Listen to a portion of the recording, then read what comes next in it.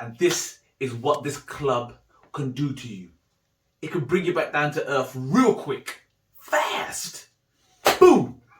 Booyah. Booyah. 0 to 100 real quick. Listen, this is what we say. This is why this is what... Just when you think, yeah? Bring them on. Bring on the next game. We're looking forward to it.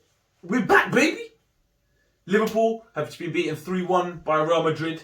In the first leg of the Champions League, and rightfully so. No qualms. No qualms. No questions. They got tucked. Liverpool got tucked. Tucked. Capital tucked. There's no qualms with that. But let's get into it because all I'm saying is that first half, yeah. Do you know how what I talked about on the weekend, innit, about Liverpool and Arsenal? I was so surprised because Liverpool were there for the taking. Have a go. Throw some shots. Get your jabs off, yeah. Let your hands go. Madrid let their hands go, yeah, and Liverpool cop punches, slaps, everything. And that's why I said if you got all the firepower, have a go. And that's what happens when you have a go. You said it perfectly there. This is what we were trying to say in the Arsenal game, is that Liverpool are there for the taking. That's what we were like coming out of that game thinking, yeah, so happy that we got the result. But if you go at Liverpool, they are fragile. Like today, but the thing is, I say that, but the quality of Real Madrid as well is shown. At this level, like that first goal, like you said, how do you stop that goal? Even though it was just route one, but the touch to bring it down, and we even said to each other, looked at it and went, goal. As soon as that touch, as soon as he just got boom, and he's cut across the defender, we both just went, like that, seriously. So first of all, what I'm reading all these things and comments from the fans and like angry at certain players. Yes, we will get into that, but let's not get away from the fact that Real Madrid's quality. There's levels to this shit. Exactly. We always say there's levels to this shit. I think Brio mentioned it earlier. There's a lot of players that have been playing Champions League football for 10 years straight at very high level, but it just showed today that the way they're moving the ball, the confidence, knowing where each other were, the chemistry, and that's what Liverpool have lacked for a long, long time. Every time Liverpool go forward, it just seems to be like all hit and miss. Like Mane, for example. When I talk about attack, I don't know what's happened to the guy. Like we used to talk about Mane as being one of the best players around, literally. Right now, he's not looking like half that player. So, but like I said, I wanted to start the video off with that first because Real Madrid's quality was brilliant. So even when they were doing certain things, winning second balls, for sure. And I think the way you got to give credit to the way they were set up, the manager, the way they set them up. Liverpool love to be one-on-one. They love one-on-one, fast-paced football, space to run into, pop more one-touch moves that press people. Real Madrid, basically, they crowded space. There's no way to do a give and go, and they were aggressive in a tackle. Everyone in the back four, aggressive. Don't get me wrong, I still think that there was times where the referee gave decisions where I was a bit like, that's got to be a foul. If you're going to give them one way, you've got to give them the other. But I don't mind. If I was a manager and as a defender myself, I love seeing that people snapping into a tackle because okay, even if I give one foul away, I'll get away with 2 or 3, and that would let them know that they're in for a game. So I thought tactically, Madrid set up so well. Toni Kroos playing as that quarterback. Now, everyone hears this, you hear this all the time. We defend as a unit, defend from the front. That's what you talk about, defending from the front. You cannot let Toni Kroos get his head up like that and zing a pass because he's built a living. He does that for a living. You can't let someone with that quality get his head up and pass. He had the freedom to do whatever he wanted. He was running about the place. Hall pass. I'll do what I want. You lot will, I'll dictate to you lot the terms of this game. Him, Modric, Casemiro was just beating up people. Casemiro was a beast, literally. I think the Ramos not even there. Imagine if Ramos was there. Ramos was there. Varane weren't there. Varane weren't there. Ramos weren't there. They were laughed at these men. And like you said about the setup, like if you look at those times where you point out to me because look where Modric is playing. Modric was playing left wing back. Well, I never seen Modric. They all played in packs, and people like saying that Liverpool didn't string 3 passes together, but they're missing the fact that when Liverpool looked up to make for a pass, nothing was on. And Liverpool, and what they do like to do is pop it in, round the corner, quick. And they're like, tempo. If you just stifle that tempo, and you don't let them pick up tempo, that's what I mean about, it's easy to sit there and say, Liverpool look so jaded, they look so tired. You've got to give credit where credit is due. Tactically, Madrid set up in a way that didn't allow Liverpool to get going. They didn't. And string 3 passes. Where? What 3 passes did you see on that pitch? If we can't see and we're sitting there from a bird's eye view, what are they going to see when they got everyone in their face?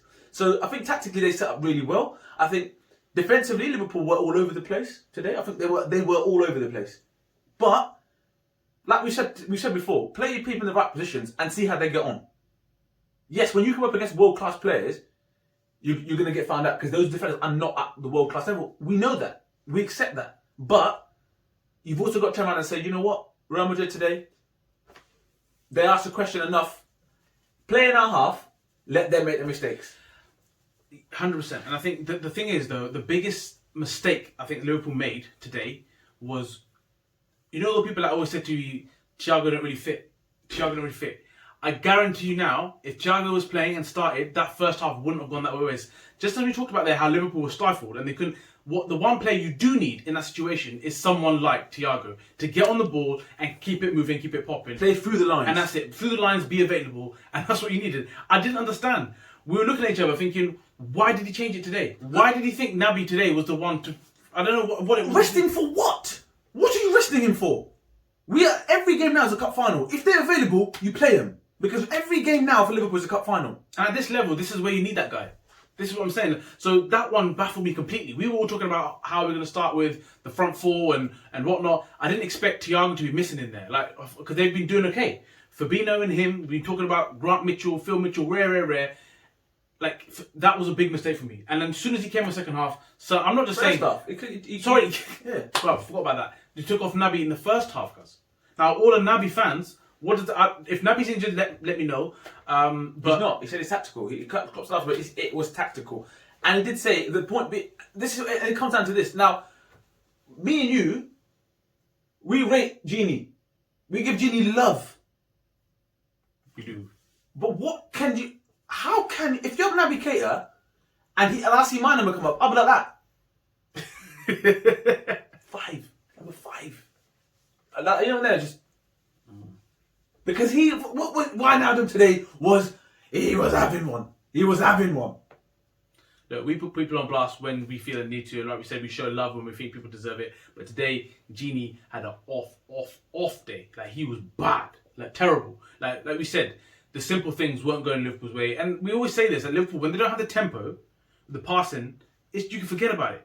If you, and I'm saying that you're never going to break those lines if you're going to be passing so slowly. So this is why, as soon as Thiago came on, the game changed straight away. Even when we saw Shaq come on late doors, we always say this. 2 touch. Boom, if you boom, don't listen, if you don't know what we're saying, just watch Shaq. 2 touch every time. And he found space in a game where Liverpool was struggling to find space, but he come on and found space. It's like, come on, like. So the other one I want to get into is weird because there's been a lot of talk about him. I've had people firing questions at me about this all week about Trent. Now, the more and more I think about it, the more and more I believe that he won't be going to the Euros. The more and more I think about it, and the more and more I see how Southgate picks his teams, Trent will not be going to the European Championships. And even if he does go, he's carrying drinks, cuz. Because I watched that today. In that first half, Vinicius, was causing hella havoc. Yeah? This is Vinicius, Vinicius. Vicious Vinicius. I'm not denying he is an incredible talent, He's an incredible talent. In the Euros and the World Cups, you're not playing against talent. You're playing against proven guns. Yeah? He's a pistol. You got AKs out there. I'm telling you now, looking at that today, Vinicius was like this, bruv. And the goal. The header. No one even talked about it. The commentators went, oh, yeah. Liverpool don't look themselves, and Real Madrid look on it, and defensively, Liverpool mistakes. McManaman made the point. He goes, Asensio, he goes, yeah, he's going to score the easiest goal of his life. What? My man, Donny lifted it over the goalkeeper with the outside of his foot, and then looked back. Whilst the ball's in transit, he's looking back saying, listen, and he goes, going to be the easiest goal.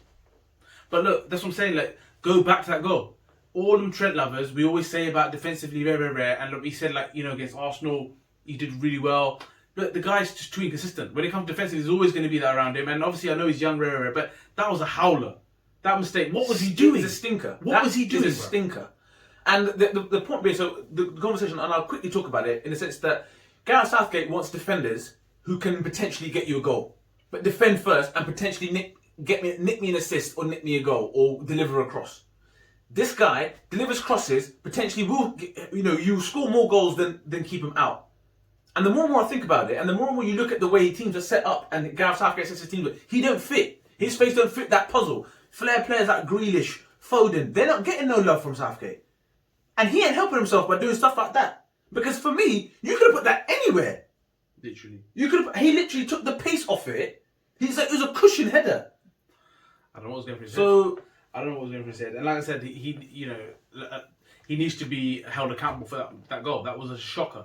And like you said earlier already, like we know Kabak are filling in and they're doing a job. But like you said, the levels show here, and there's mistakes from the guys. But the thing is, as I said, just do what they can do. I'm not expecting you to put out worldies, but this is where it shows. This is really where it shows at this level. So this is the Champions League. It's the creme de la creme. And Liverpool fans going into this game, and when they got the draws, like, you know what? They were buzzing. Let's be honest, we were buzzing. We're saying, you know what? Madrid are not Madrid anymore. They've got Ramos and Varane missing. They were going into this game with their head held high. Do you know what I mean? And this is what I'm saying. There's levels, and this is where the fact that Virgil's not there and all this kind of stuff. It's going to show. So I think someone made a point earlier. If Mark Lowen, and by the way, as a pundit, he annoys me, but he made a point saying if Cruz got his head up in a game beforehand and he'd seen Van Dijk or Gomez, knowing that they could go that way quick, yeah, you're gonna do something different. But today, tactically, they got it spot on. Stifle them. Don't let them get in possession of the ball in midfield. Get the ball, turn them, play in their half. And we say this every week: play in the opposition's half. Let them make the mistakes. Liverpool give you enough. They give you enough opportunities. They could have scored 4-5 tonight. Let's not make no bones about it. We had one shot on target all game. Yes, we got an away goal. It's a lifeline. Bring it back to Anfield. We haven't won at Anfield until 2021. And that brings on to my next question, really, because in this situation, normally, if Liverpool were to get an away goal, I'm not joking here. I'll be so confident. Even if it was Real Madrid, I'll be saying I expect Liverpool fully to do the job with the fans going to Anfield. With the normal team, I'll say, you know what, I back Liverpool to do this. But now, we were discussing it already off air, saying, do you think that Real Madrid are not going to score at Anfield? Watching that today, yeah. They'll be thinking we're gonna go there and have a go. They get one goal. Do you know what I mean? I think that personally, this tie is done for me because I can't see Liverpool keeping a clean sheet, and I can't see Liverpool scoring 2 goals at the moment because there's no crowd. How terrible we've been at Anfield. Terrible we've been at Anfield. I'm saying, like, for me, for many, many years, this is the first time I find myself saying this. Like, even in the Rafa years, you'd be like, yes, we're set up. Yeah, regardless of the score, 2-0, 3-0. You know what?